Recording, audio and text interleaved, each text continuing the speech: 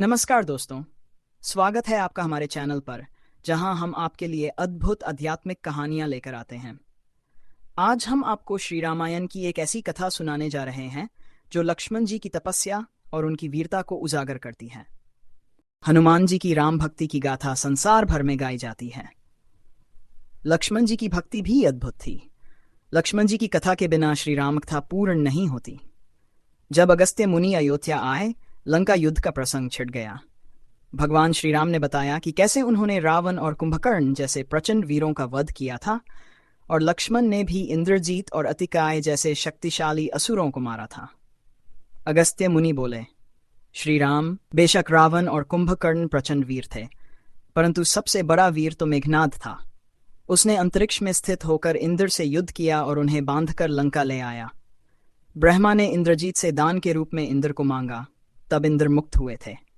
लक्ष्मण ने उसका वध किया, इसलिए वे सबसे बड़े योद्धा हुए। श्री राम को आश्चर्य हुआ, लेकिन भाई की वीरता की प्रशंसा सुनकर वह खुश थे। फिर भी उनके मन में जिज्ञासा उठी कि आखिर अगस्त्य मुनि ऐसा क्यों कह रहे हैं कि इंद्रजीत का वध रावण से ज्यादा कठिन था। अगस्त्य मुनि ने कहा, प्रभु, इंद्रजीत को वरदान था कि उसका वध वही कर सकता था जो 14 वर्षों तक न सोया हो, जिसने 14 साल तक किसी स्त्री का मुख न देखा हो और 14 साल तक भोजन न किया हो। श्री राम बोले, परंतु मैं वनवास काल में 14 वर्षों तक नियमित रूप से लक्ष्मण के हिस्से का फल फूल देता रहा।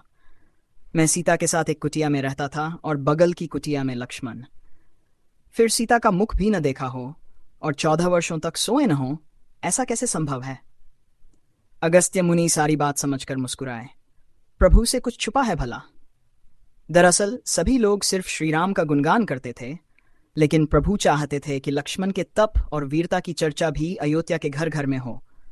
अगस्त्य मुनि ने कहा, क्यों न लक्ष्मण जी से पूछा जाए। लक्ष्मण जी आए। प्रभु ने कहा, जो पूछा जाए उसे सच सच कहिएगा। प्रभु ने पूछा, हम तीनों 14 वर्षों तक साथ रहे, फिर तुमने सीता का मुख कैसे नहीं देखा। फल दिए गए फिर भी अनाहारी कैसे रहे, और 14 साल तक सोए नहीं, ये कैसे हुआ।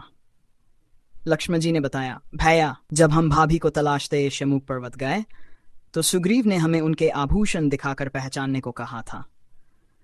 आपको स्मरण होगा, मैं तो सिवाय उनके पैरों के नुपुर के कोई आभूषण पहचान ही नहीं पाया था, क्योंकि मैंने कभी भी उनके चरणों के ऊपर देखा ही नहीं।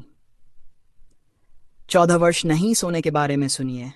आप और माता एक कुटिया में सोते थे और मैं रात भर बाहर धनुष पर बाण चढ़ाए पहरेदारी में खड़ा रहता था। निद्रा ने मेरी आंखों पर कब्जा करने की कोशिश की तो मैंने निद्रा को अपने बाणों से बेध दिया था। निद्रा ने हार मान ली और कहा कि वह 14 साल तक मुझे स्पर्श नहीं करेगी, परंतु जब श्री राम का अयोध्या में राज्याभिषेक हो रहा होगा और मैं उनके पीछे सेवक की तरह छत्र लिए खड़ा रहूंगा, तब वह मुझे घेरेगी। आपको याद होगा, राज्याभिषेक के समय मेरे हाथ से छत्र गिर गया था। अब मैं 14 साल तक अनाहारी कैसे रहा। मैं जो फल फूल लाता था, आप उसके 3 भाग करते थे। एक भाग देकर आप मुझसे कहते थे, लक्ष्मण, फल रख लो। आपने कभी फल खाने को नहीं कहा, फिर बिना आपकी आज्ञा के मैं उसे खाता कैसे। मैंने उन्हें संभाल कर रख दिया। सभी फल उसी कुटिया में अभी भी रखे होंगे। प्रभु के आदेश पर लक्ष्मण जी चित्रकूट की कुटिया से वे सारे फलों की टोकरी लेकर आए और दरबार में रख दी। फलों की गिनती हुई, 7 दिन के हिस्से के फल नहीं थे। प्रभु ने कहा, इसका अर्थ है कि तुमने 7 दिन तो आहार लिया था। लक्ष्मण जी ने 7 फल कम होने के बारे में बताया। उन 7 दिनों में फल आए ही नहीं। जिस दिन हमें पिताश्री के स्वर्गवासी होने की सूचना मिली, हम निराहारी रहे। जिस दिन रावण ने माता का हरण किया, उस दिन फल लाने कौन जाता। जिस दिन समुद्र की साधना कर आप उससे राह मांग रहे थे, जिस दिन आप इंद्रजीत के नागपाश में बंध कर दिन भर अचेत रहे, जिस दिन इंद्रजीत ने मायावी सीता को काटा और हम शोक में रहे, जिस दिन रावण ने मुझे शक्ति मारी और जिस दिन आपने रावण वध किया, इन दिनों में हमें भोजन की सूत कहाँ थी। विश्वामित्र मुनि से मैंने एक अतिरिक्त विद्या का ज्ञान लिया था, बिना आहार किए जीने की विद्या।